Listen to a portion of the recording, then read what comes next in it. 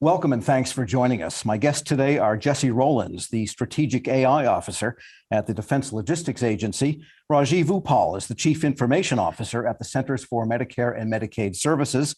Taka Ariga is the Chief Data Scientist and Director of the Innovation Lab at the Government Accountability Office. And Chris Barnett is the Chief Technology Officer at Noblus. And our topic today is artificial intelligence, a big topic, lots of government agencies pursuing that as a way to kind of get things up to date and automated. But let's begin with way to the left of deployment of the idea of AI. And I want to ask you all how you go about planning and designing artificial intelligence deployments before you actually start doing anything with software.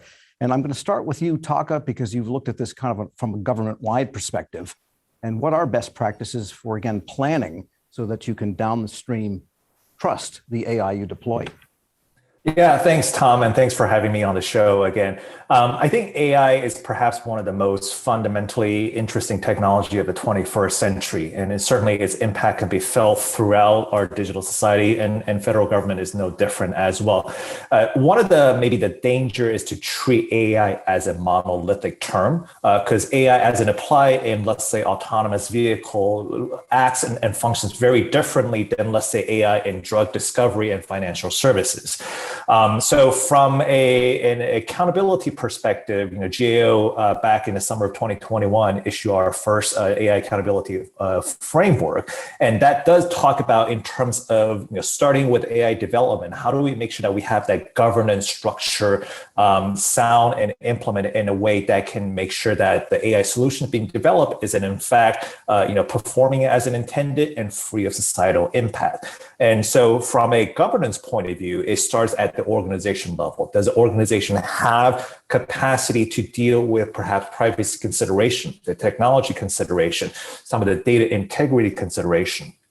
But also at the system level, as we sort of embarking on the design of AI solutions, the kind of inherently governmental functions of requirements documentation, compliance, even the collection of the data, and making sure that we go through the assessment process and making sure that the underlying data that the machine learning is learning from is free of biases. I think all that starts with a governance of a sort of frame of mind. And from a GAO perspective, what we're looking for is the documentation of that process, knowing that specific technology might change, knowing that specific machine learning techniques might change. But what we're looking for is the sort of iterative steps in documenting decisions around variables, around sort of organizational roles and responsibilities, and around very other sort of stakeholder input perspective as a starting point. Okay, thank you. And I want to move to Rajiv because the breathtaking numbers of dollars, numbers of programs, rules, possible interpretations, every way you look at it, everything CMS does is big and complicated and costly, for the taxpayers. And so you've got this big regulated piece, this big piece that gets a lot of attention from Congress. Then you've got a big operational tail that the public generally doesn't see to make sure it all gets delivered. So maybe talk about what you're hoping to do, but more important, how you plan for an AI deployment. It's a great question. So, as you pointed out, there's a lot of big things that happen at CMS, so it's okay to think big. But the thing that we are focused on is don't just think big, but after you're thinking big, start small. So let's make sure we start on a small part of a bigger program. Let's make sure that we do de-risk things before we go out and tackle something really huge.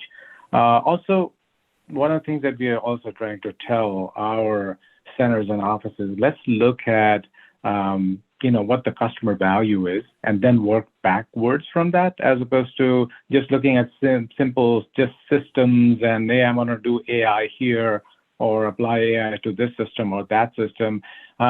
The other aspect that we have also been focused on is what I call human learning before machine learning. And what I mean by that is, yes, machine learning obviously is really important, but it's important for us to make sure that our staff, our folks within CMS have a reasonable understanding of what AI is, what machine learning is, and how it can help us as an organization. Just having that understanding is really important.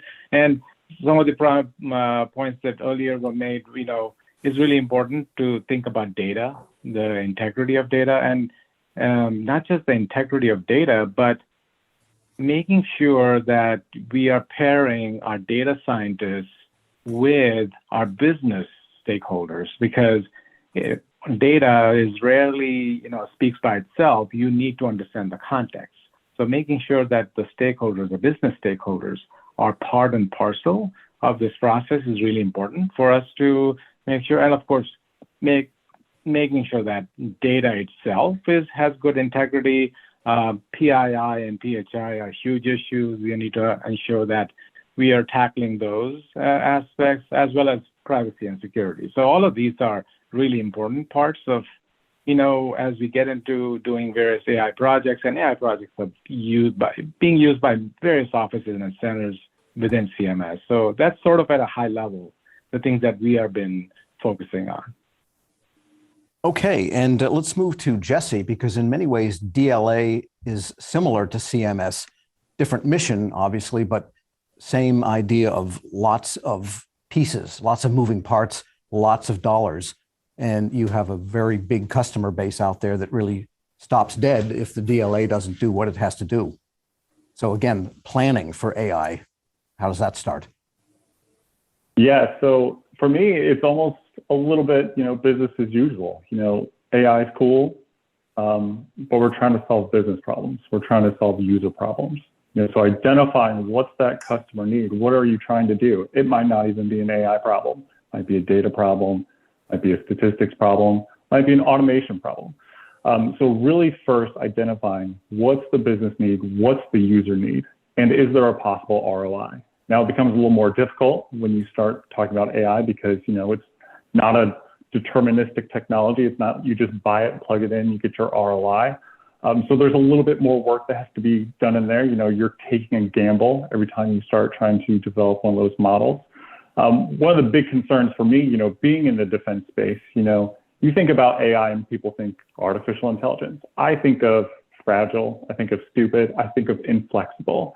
So we're trying to put these models into a really dynamic space. So risk really comes into play. What's the risk of when this model fails, not if it fails? What's the impact when it fails? And so how do we de-risk these models? How do we link them to, business problems, ROI? Very important for us.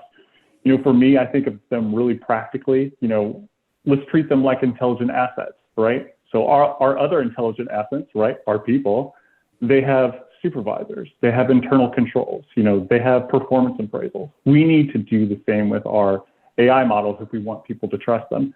Who's accountable for this model? Who's watching the model? What controls are around it? And are we monitoring its performance? So those are kind of the really big key things for me, especially in the defense space when it comes to, implementing these AI solutions. Okay, Chris, we'll turn to you from the industry side, looking kind of across government at all of this. The sense I get is that the government really needs a good context for as the starting point for deploying AI or designing AI systems. What's your sense of the best way to begin? Well, it really all begins with discussions with the customer, ideating very closely with them, with their mission analysts, and getting an idea for what the system has to do and what the objectives are.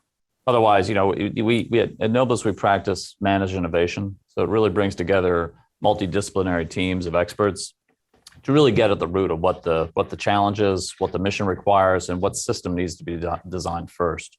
And from there, it's really iterative. We like to prototype quickly, get a solution out in front, really get an idea for, is it working? Is it meeting the requirement? Where are the tweaks? What models are appropriate? What data sets are appropriate?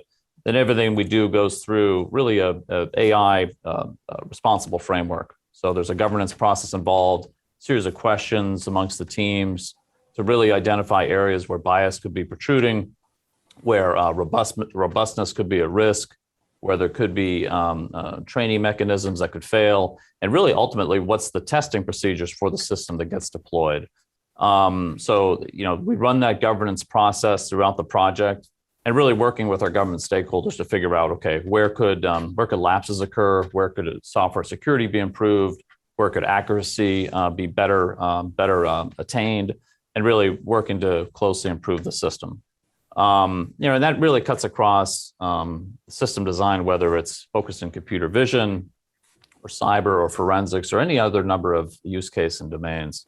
We're really seeing an acceleration and adoption of AI deployments, both from commercial tool sets, but also bringing in ideas from the scientific community more broadly into the government space. So it's really exciting to see. I think there's certainly significant gaps in terms of, the reservoir of subject matter expertise in the domain. But that's going to come, and it's just exciting to see adoption across the federal space of this key technology area. And I want to go back to something that I believe Rajiv said, and that is the idea of pairing a data officer.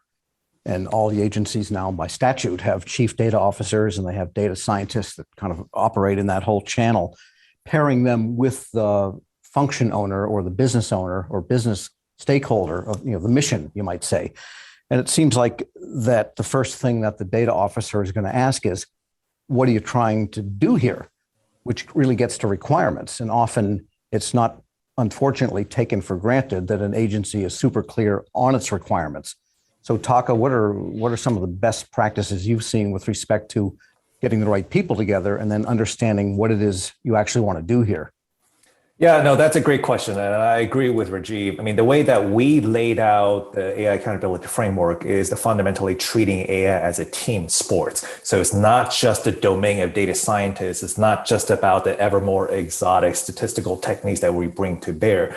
So for example, are we talking with privacy and security experts? Are we talking with risk management professionals? Are we actually talking to the end users that are either using or being impacted by the AI solutions? And do they have a sort of a due process or some sort of recourse if AI gets it wrong? Are we talking with civil liberty advocates, legal counsels?